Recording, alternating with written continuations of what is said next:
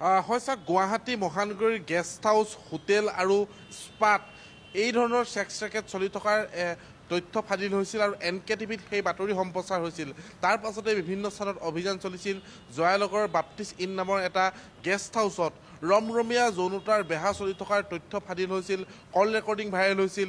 সেই গেষ্ট হাউচটোৰ এনেকুৱা ধৰণৰ যুৱতী সৰবৰাহ বা এনেকুৱা ধৰণৰ নাৰীক যুৱতীক এনেকুৱা ধৰণৰ যৌনতাৰ বেহাত লিপ্ত কৰোৱা এটা তথ্য ফাদিল হৈছিল আৰু হোৱাটছআপে এনেকুৱা ধৰণৰ কিছুমান তথ্য ফাদিল হৈছিল যে তেওঁলোকে হোৱাটছআপৰ জৰিয়তে দৰ দাম কৰে গ্ৰাহকৰ সৈতে কোনোবা এগৰাকী যুৱতীৰ নিশাটো যাপন কৰিবলৈ যদি ৬,০০০ টকা কোনোবা এজনী ৫,৫০০ টকা। গতিকে এই তথ্যখিনি ফাদিল হোৱাৰ পাছতেই ধাৰাবাহিকভাৱে আমালৈ খবৰ আহিছিল আৰু এই খবৰৰ ভিত্তিতে আৰক্ষীয়ে অভিযান চলাইছিল।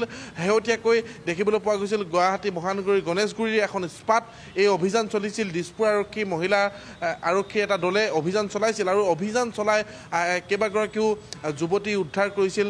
কেইবাগৰাকীও যুৱতীৰ লগতে গ্ৰাহকসহ আৰক্ষীয়ে গ্ৰেপ্তাৰ কৰিবলৈ সক্ষম হৈছিল। গোটেই ঘটনাটোৰ সৈতে যিহেতু সেই যুৱতীসকলক ব্যৱহাৰ কৰা হয় যিসকল যুৱতীয়ে গুৱাহাটী মহানগৰীলৈ চাকৰিৰ আশাত তেওঁলোকে আহে, কিন্তু চাকৰি সহজ ধন ঘটাৰ এটা উপায় তেওঁলোকক দিয়া হয় আৰু এই যৌনতাৰ বেহাখনত কলাৰ বজাৰখনত ভৰি দিয়ে এই চাকৰি সন্ধানত অহা যুৱতী কিশোৰীসকলে। অতি ভয়াৱহ তথ্য গুৱাহাটী মহানগৰীত এনেকুৱা ধৰণৰ তথ্য ফাদিল হৈছে।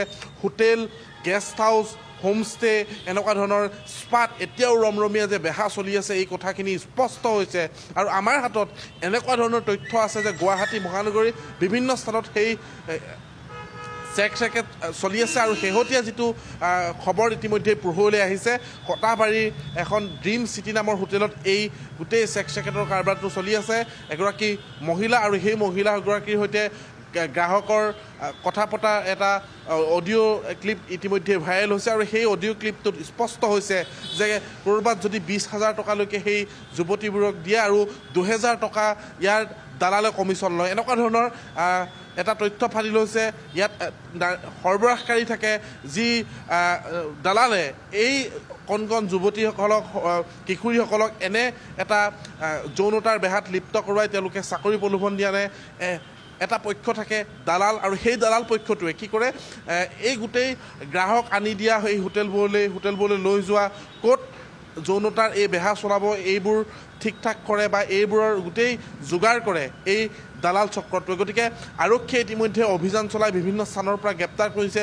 বশিষ্ঠ আৰক্ষীয়ে গ্ৰেপ্তাৰ কৰিছে, এই উৎখাত কৰিছে নাৰী দেহ সৰবৰাহকাৰী এই চক্ৰটো। তাৰ সমান্তৰালভাৱে দিছপুৰ আৰক্ষীয়েও গ্ৰেপ্তাৰ কৰিছে। পল্টন বজাৰ আৰক্ষীয়েও এজন স্বয়ম্ভু সাংবাদিকক গ্ৰেপ্তাৰ কৰিছে। কিৰণ গগৈ নামৰ হোটেল বিলাসৰ তেওঁ স্বত্বাধিকাৰী আৰু সেই হোটেল বিলাসতো এনেকুৱা ধৰণৰ কাম কাজ চলি থকা বুলি আৰক্ষীয়ে তথ্য পাইছিল।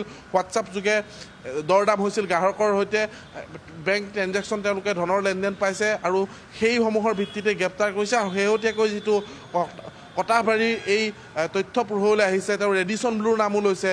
বিলাসী কিছুমান গ্ৰাহক, সেই গ্ৰাহকক দালালে যোগাযোগ কৰি দিয়ে সেই যুৱতীৰ সৈতে আৰু সেই যুৱতীৰ সৈতে যৌনতাৰ লিপ্ত হয়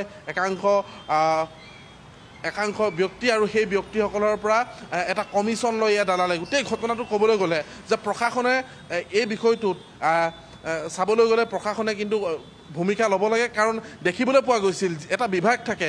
কাৰণ স্পাসমূহৰ ক্ষেত্ৰত ক'বলৈ গ'লে পূৰ্বতেও স্পাক লৈ কঠোৰ হৈছিল GMC গুৱাহাটী পৌৰ নিগমে এই স্পাসমূহক লৈ গাইডলাইন তেওঁলোকে বান্ধি দিছিল। এখন SOP আছিল যে স্পাসমূহত কি কি কৰিব পাৰিব, কেনেকুৱা ধৰণৰ গ্ৰাহক স্পাসমূহক দিব, তেওঁলোকক কোনে ছাৰ্ভিচ দিব লাগিব, কিছুমান নীতি নিৰ্দেশনা নিয়ম তেওঁলোকক কঠোৰকৈ মানি দিবলৈ GMC ফালৰ পৰা নিৰ্দেশ দিয়া হৈছিল। আৰু সেই নিৰ্দেশ অনুসৰি এনেকুৱা ধৰণৰ কিছুমান নীতি নিয়ম আছিল যে সেই স্পাত যিগৰাকী গ্ৰাহক আহে, যদি পুৰুষ গ্ৰাহক হয় তেওঁলোকক ছাৰ্ভিচ দিব লাগিব পুৰুষে, যদি মহিলা হয় মহিলাক ছাৰ্ভিচ দিব লাগিব। যিটো কোঠালৈ লৈ যাব সেই কোঠাটোৰ বাহিৰৰ পৰা দেখি থকা হ'ব লাগিব ভিতৰত কোন আছে কি কৰি আছে। গতিকে এনেকুৱা ধৰণৰ নীতি নিয়ম জানো মানে, এই প্ৰশ্ন আজিৰ তাৰিখত অতিকৈ প্ৰাসংগিক। কাৰণ যিখন স্পা লুক্স, সেই স্পাখনত অভিযান চলোতে এনেকুৱা কিছুমান তথ্য আৰক্ষীয়ে পাইছিল যে সেই স্পাখনত সেই স্পাৰ লগত জড়িত যিসমূহ সঁজুলি সেই সঁজুলিসমূহ নাছিল। এটা চেম্পু আৰক্ষীয়ে দেখা নাছিল সেই স্পাখনত। গতিকে কল্পনা কৰক, এফালে যদি স্পাৰ নামত এনেকুৱা এটা বাহিৰৰ পৰা ৰংচঙীয়া কিন্তু ভিতৰত যৌনতাৰ বেহা গতিকে এই বিষয়খিনিত GMC অধিক সজাগ সতৰ্ক আৰু এই অভিযান চলাব লাগে গুৱাহাটী যিসমূহ ইস্পাত এনেকুৱা ধৰণৰ কাম কাজ চলি থকাৰ GMC হাতত অভিযোগ আছে গতিকে এইসমূহৰ বিৰুদ্ধে গুৱাহাটীত অভিযান চলাটো এই মুহূৰ্তত অতিকৈ প্ৰয়োজনীয়